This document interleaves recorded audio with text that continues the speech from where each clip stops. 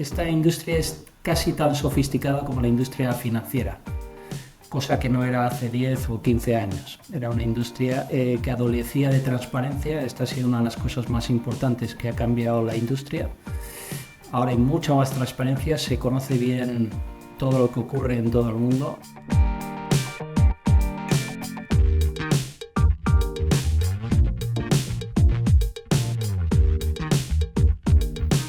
Hola, ¿qué tal? Bienvenidos a este nuevo episodio de Conversación con Líderes. ¿Son buenos tiempos para invertir en vivienda?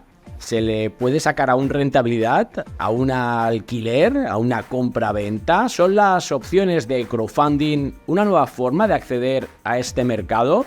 ¿Y las SOCIMIs cotizadas? Todo esto lo vamos a ver ahora con nuestro invitado. Como siempre, dale like a este episodio si te gusta. Suscríbete al canal porque traemos aquí a los mejores líderes en eToro.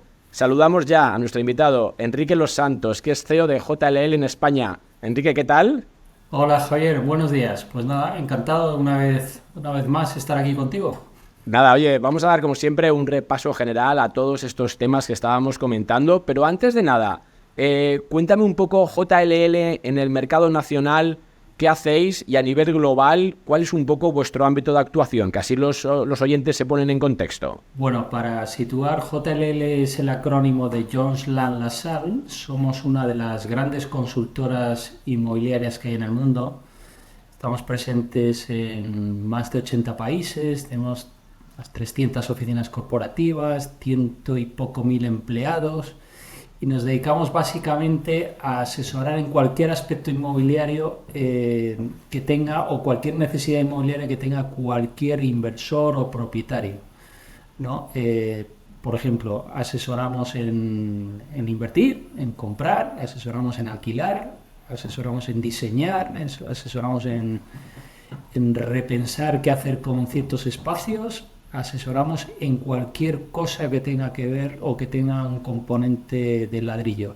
Asesoramos también en deuda, estamos en los mercados capitales, hacemos M&A inmobiliario, conectamos a los inversores con los propietarios, de todo. Hacemos facility management también. Mira, claro, más de la mitad de nuestros clientes son empresas no inmobiliarias. Les ayudamos a gestionar sus espacios.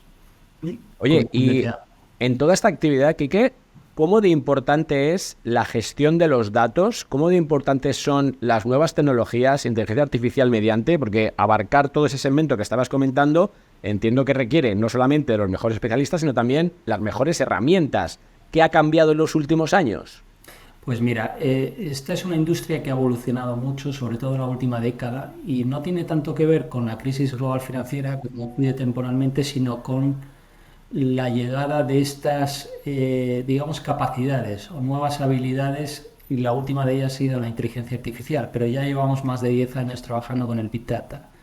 El consultor inmobiliario es un ser humano que ha ido evolucionando profesionalmente desde ser una persona totalmente experta, sobre todo experta en su sector, con una gran intuición, con un gran conocimiento del mercado, a ser una persona que, además de todas estas habilidades personales, ahora basa sus comentarios no en opiniones propias bien formadas, sino en datos.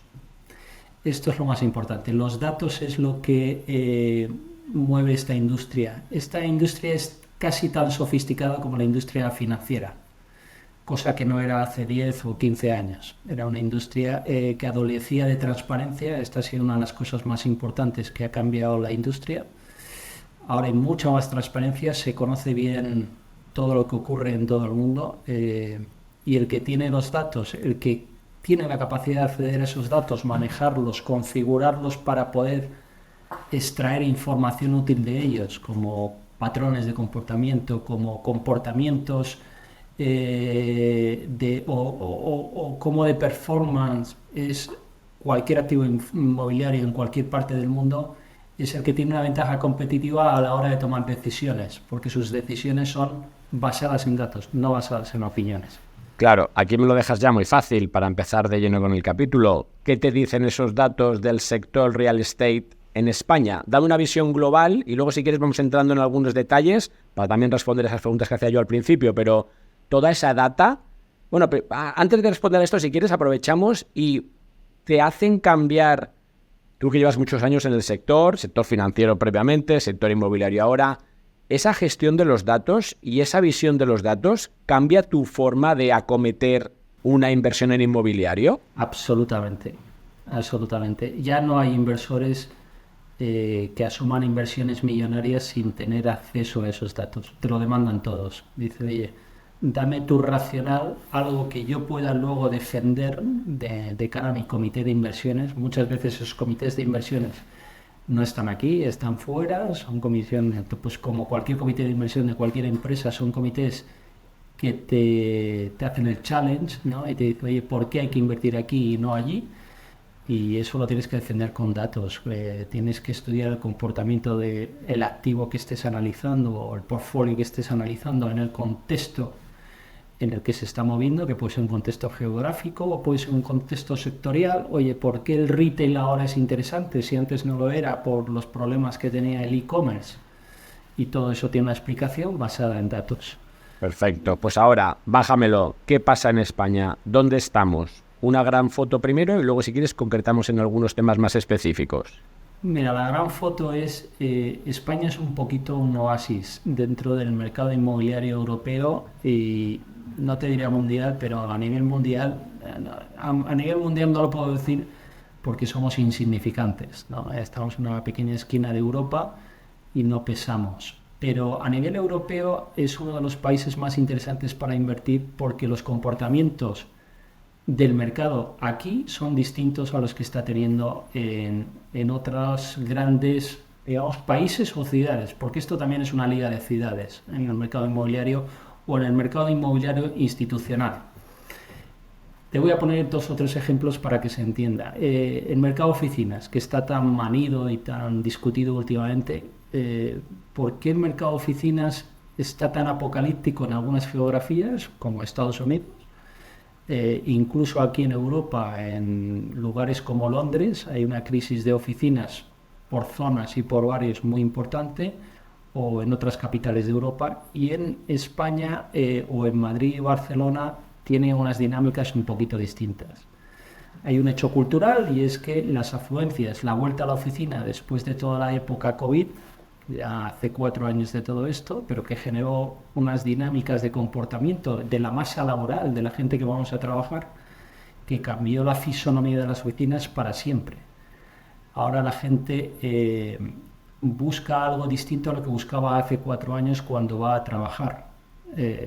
Los espacios de trabajo ahora son espacios más colaborativos, son más espacios de reunión y son menos espacios de voy todas las mañanas, me siento delante de una pantalla, hago lo que tenga que hacer, no hablo con nadie y me voy. Eso ya prácticamente no existe o existe poquísimo. Esto, si lo juntas con otros componentes culturales, como es el commuting, ¿vale? Y este es uno de los temas que han tenido en Estados Unidos y también en algunas capitales de Europa, pues, oye, pues para ir a la oficina, estar sentado delante de una pantalla 8 horas, me quedo en casa. Si ir a la oficina me cuesta entre 1 y 2 horas, ir y 1 y 2 horas volver. Esto, como no lo tenemos aquí, ha hecho que la dinámica sea distinta. ¿Cuál es el dato? Que mientras en Estados Unidos las afluencias medias ahora son del 50%, en Europa son del 70 y del 80%. Comparado con otras regiones, por ejemplo, como Asia, donde pueden llegar al 90 o al 100%. Y tiene una razón. En Asia, probablemente, en muchas grandes ciudades asiáticas, la gente no puede trabajar en casa porque no tiene casas donde trabajar o no tiene el espacio que necesitan con las comunicaciones y la infraestructura para poder trabajar. Y luego la disciplina en las oficinas, en los trabajos es distinta, ¿no? Claro, pero ahí introduces un factor que es el tema oficina en un contexto específico, pero esto se puede traducir y se puede extender a residencial, a otras partes del sector inmobiliario. Y también has centrado mucho en Madrid y Barcelona, con lo cual también el tema del location entiendo que es importante, ¿no? Bueno, ha habido una tendencia estos últimos 4 años a la deslocalización, y buen ejemplo de todo esto es lo que ha pasado en la ciudad de Málaga o está pasando también en la costa mediterránea, como Alicante, por ejemplo, y en otras pequeñas ciudades, donde hay mucho profesional europeo que se está viniendo a vivir, bueno, no solo a España, no solo a la costa mediterránea, sino también a Lisboa, por ejemplo, y a toda la costa portuguesa, buscando un poco ese lifestyle y esa, digamos, esa experiencia que no pueden tener en sus países bueno, donde no existe. Aparte de las ventajas fiscales que tiene por venir aquí, que no tienen en sus países. Entonces, la conjunción de estos y algunas otras cosas hace que se estén desarrollando nichos de mercado, sobre todo en el mundo residencial, que hace 4 años eran absolutamente impensables. Y eso también explica un poco el rally alcista que ha tenido la vivienda en todas estas zonas, ¿no? En toda la gran masa de población europea o global que se ha desplazado al sur de Europa a vivir y a trabajar.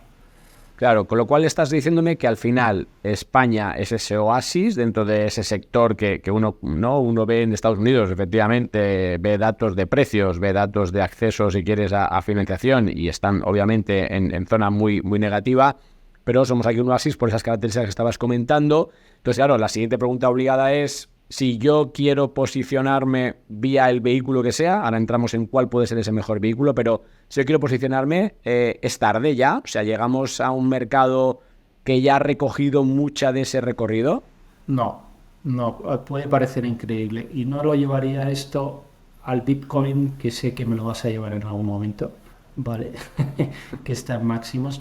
No, la gente podría pensar que la vivienda está en máximos. El problema de la vivienda es un problema estructural en España.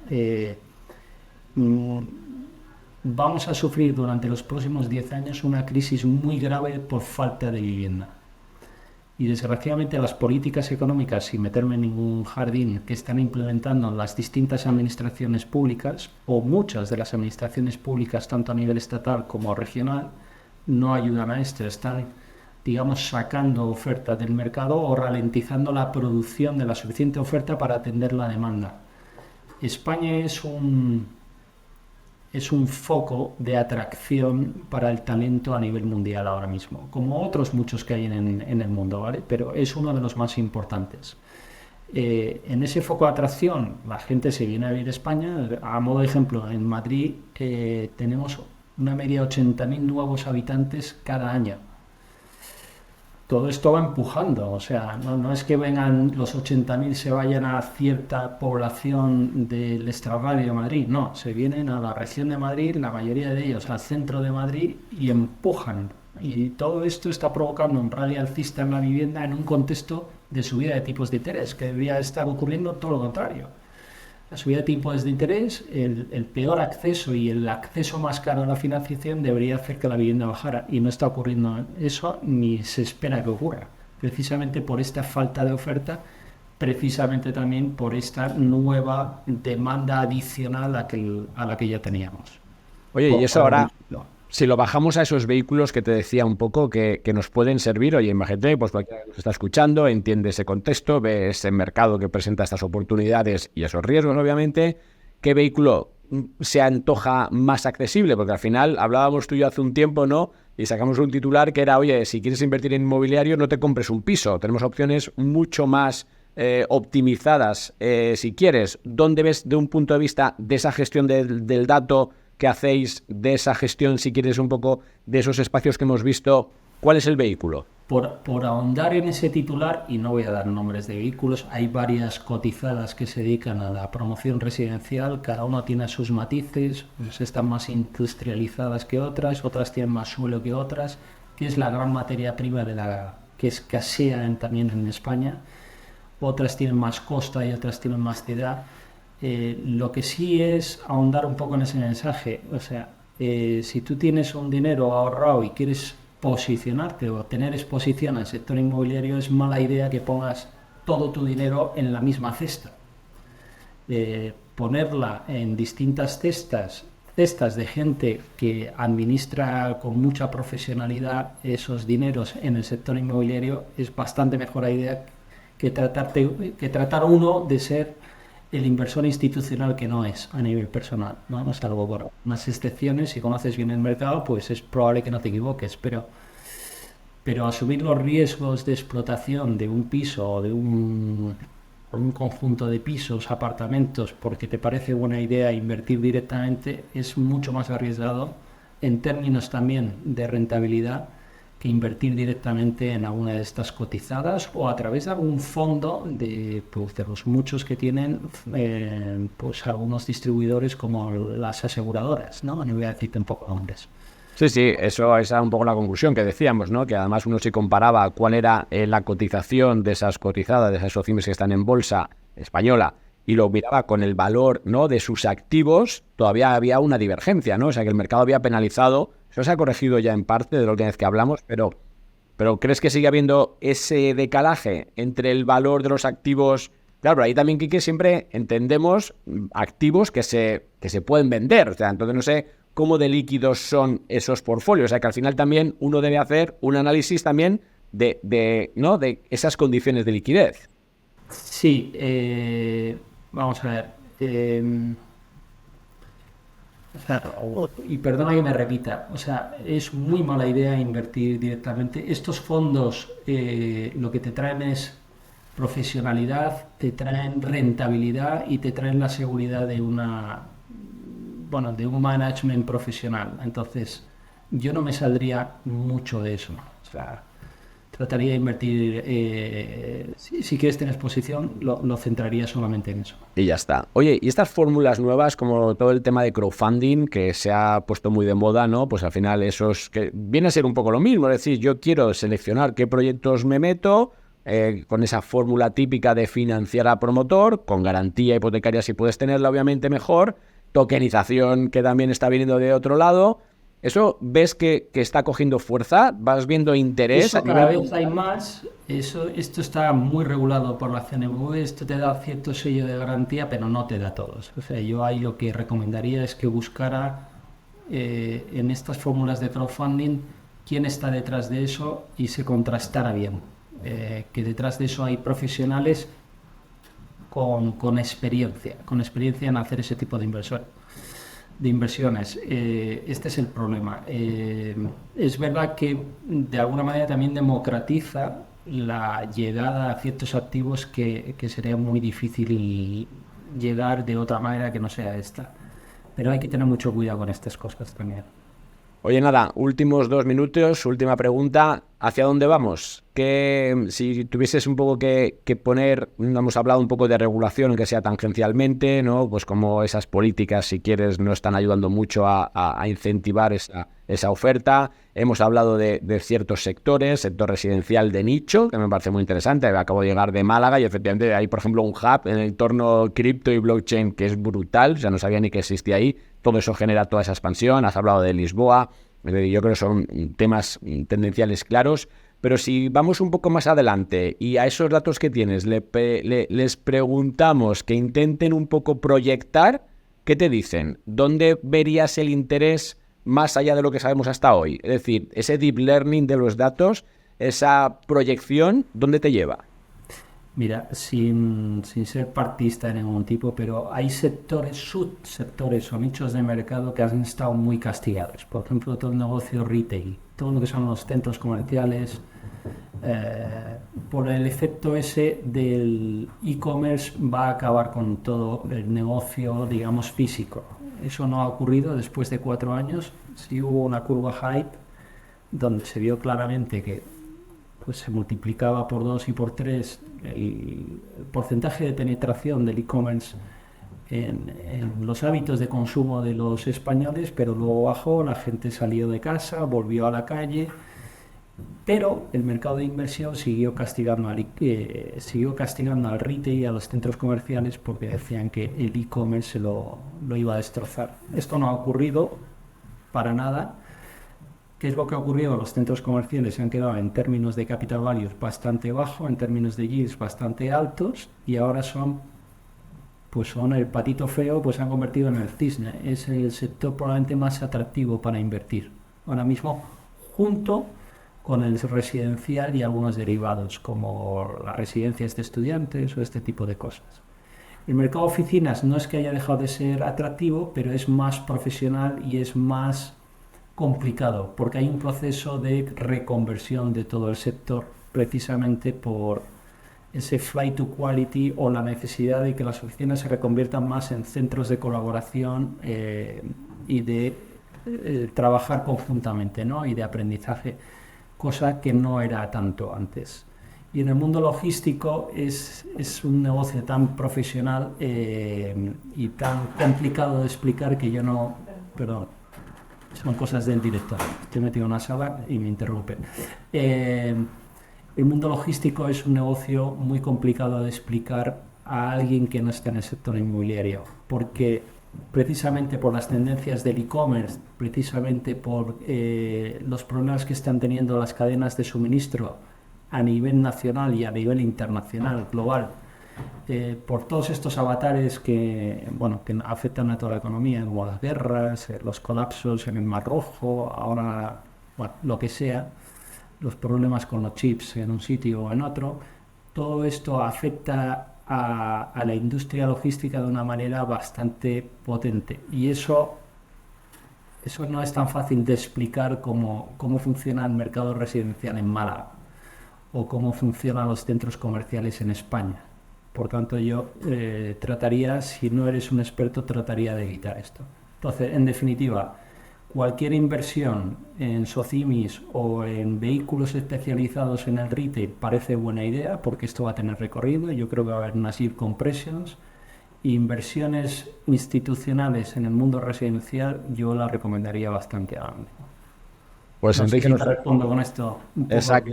Con eso tenemos suficiente. No te iba a meter en líos con Bitcoin como activo real en comparación para apartar riqueza respecto al inmobiliario, pero bueno, lo dejo para la intimidad, para no meterte en fregados. Muchísimas gracias y hasta la próxima. Gracias a ti, Javier, como siempre un placer. Pues nada, hasta aquí llega esta edición de Conversando con Líderes. Ya lo sabéis, darle al botón si os ha gustado el contenido, darle también a los comentarios para que traigamos a nuevos invitados y os espero aquí en eToro Conversaciones con Líderes. Hasta la próxima.